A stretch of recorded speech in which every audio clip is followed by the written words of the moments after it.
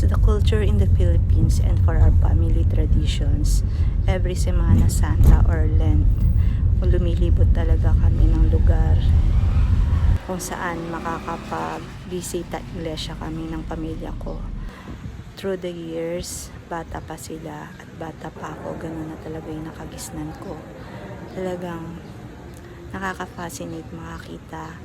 ng mga simbahan, lalong-lalo na kung daang taon na ang nagdaan nung itinayo sila sa pagdadasal ng taimtim at solemn talaga na sobrang tahimik na halos ang maririnig mo lang ay ang kapaligiran na tahimik at mga ibon at naando na nagninilay-nilay ka sa mga bagay-bagay ng buhay, pananampalataya, pamilya at pagmamahal ng lubos para sa kapwa, sa pamilya, sa mga anak at sa lahat-lahat ng pinagdadaanan o nadaanan sa buhay. Napakagandang nitong dinulot sa akin kung paano ko din nakagisnan ang ganitong klase ng tradisyon na ngayon ay naipapamana ko rin sa aking mga anak. Yung mga bagay na yun na pinagdarasal ko at inaasahan ko na makakatulong din sa kanila sa mga buhay nila, lalong-lalo na pag sila ay nagkaroon na rin ng sariling pamilya.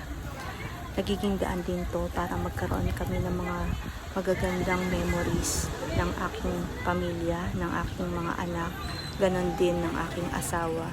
Do sa panahon ngayon ay wala siya, pero marami na din kaming mga naging experience or memories na kasama siya. So sa pamamagitan nitong pagjo-journal ko din o pagdo-document ko ng mga bagay-bagay, hindi man namin siya kasama, ay para na rin na kasama na rin namin siya pag nakikita niya o napapanood niya ito. Sadyang sa buhay pananampalataya, sa mga pinagdadaanan na hindi naman madali ang lahat, pero ang importante makita natin ang saya sa gitna ng kalimutan na umaasa tayo na merong liwanag na magdadaan para maipamahalas natin na maganda pa rin ang buhay